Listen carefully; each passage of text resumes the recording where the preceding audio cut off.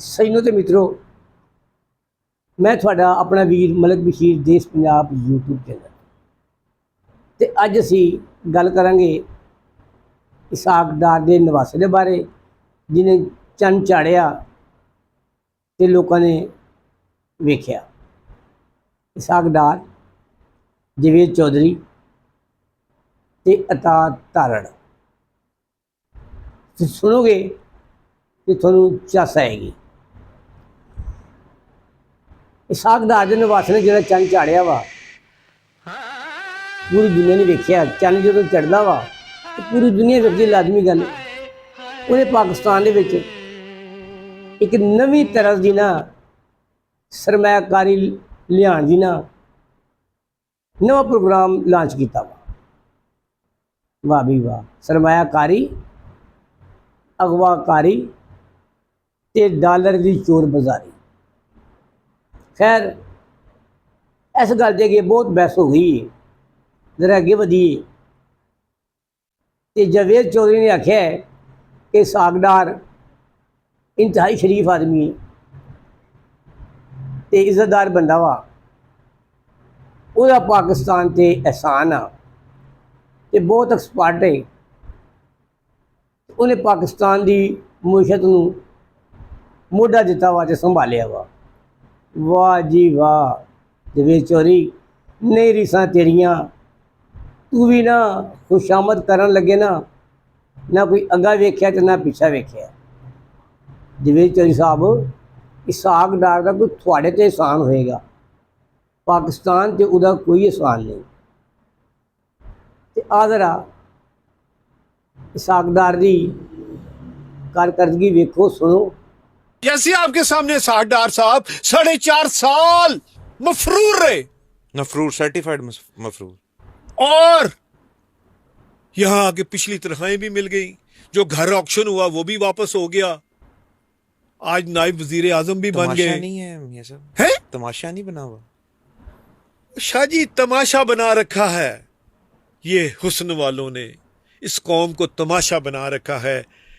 असल में मुल्क इसलिए तबाह नहीं हुआ कि वहां टैक्स नहीं देते, इसलिए तबाह हुआ है कि बड़े लोग हिसाब नहीं देते। इसाक डार के निवासी ने जो चंद चाढ़िया वा, उन्होंने अगे अता टाटर ने अता तारड़ ने किस तरह सेव किया वा। अता तारड़ की एक स्टेटमेंट सोशल मीडिया पर गर्दिश कर रही है। उन्हें आख्या वा कि इसाक डार का निवासा रजा डार जवान आदमी है तो जवानी के विच गलतियां हो जानियां, जे उन्हें गलती कर लीती है, रैप करता वा तो कोई गल नहीं, CCD नूं चाहिए वा कि इनू रियायत देवे तो छड़ देवे। तो सोशल मीडिया नूं की तकलीफ है? जे ये गल सच्ची आ तो मैं कहना इस तों वड्डी चवल अता तारड़ ने होर की मारनी है। वाकई लोग तेनू इलेक्ट्रॉनिक टूथपेस्ट की मशहूरी कहते हैं तो अता तारड़ की बजाय अता टाटर कहते हैं, क्योंकि बंदे दी आदतां तो पता चल जाता है कि एक किन्ने पानी च। तेरा सोच, तेरी शक्ल, तो तू किहड़ी गल कर रहा वा,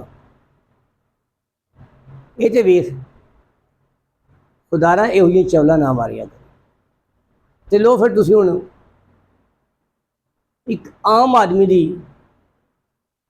स्टेटमेंट वेखो। पाकिस्तान वो मुल्क है जो मेहमान नवाजी के लिए, जो दूसरों की इज्जत करने के लिए, जो खवातीन को मुकाम देने के लिए बहुत पूरी दुनिया में जाना जाता है। और इन हरामखोरों ने पहले मुल्क का खजाना लूटा, अब लोगों की इज्जतें लूट रहे हैं, खवातीन की इज्जतें लूट रहे हैं। इससे पाकिस्तान की इमेज दुनिया में वो क्या बनी, लोगों के सामने दुनिया में पाकिस्तान का क्या चेहरा सामने आया कि ये इस तरह का मुल्क है। ये इन बंदों को मीडिया पे लाना चाहिए, इनका ट्रायल होना चाहिए कानून के तहत, और उन्हें सजाएं देनी चाहिए। आप देखेंगे मेन स्ट्रीम मीडिया पे भी अली डार की जो तस्वीर दिखाई जाती है वो ब्लर तस्वीर दिखाई जाती है। वाज़ेह तस्वीर क्यों नहीं दिखाई जाती? इसलिए कि वो इसहाक डार का नवासा है। इसलिए अगर कोई गरीब आदमी जुर्म करे तो उसे मेन स्ट्रीम मीडिया पे लाया जाता है, उसे गद्दार करार दिया जाता है, उसे सजाएं दी जाती हैं। और ये इतना बड़ा जुर्म करने वाला बंदा आज उसे बेकसूर साबित करने की कोशिश कर रहा है। पूरा मीडिया लगा उसे बेकसूर साबित करने के लिए, पूरी हुकूमत लगी हुआ है उसे बेकसूर साबित करने के लिए। ऐसा नहीं होगा, उसे सजा मिलनी चाहिए। पाकिस्तान के कानून के तहत उसे सजा मिलनी चाहिए। अता तारण जवेद चौधरी, सुन मेरी गल, रज़ा डार ने जिहड़ी चवल मारी है, चंन चाड़िया वा, ਉਹਦੇ ਨਾਲ पाकिस्तान की जग हसाई हुई है तो लोगों ने पाकिस्तान ते पाकिस्तानियों ते उंगलों उठाइया वा कि यार एक काम भी तुसीं करन लग पे हो तो तुसीं उन्हां ते पर्दा पुछी पा रहे हो, खुशामदा कर रहे हो। जवेद चौधरी साहब, पाकिस्तान उत्ते इसहाक डार का कोई एहसान नहीं, बल्कि पाकिस्तान का एहसान है डार ते।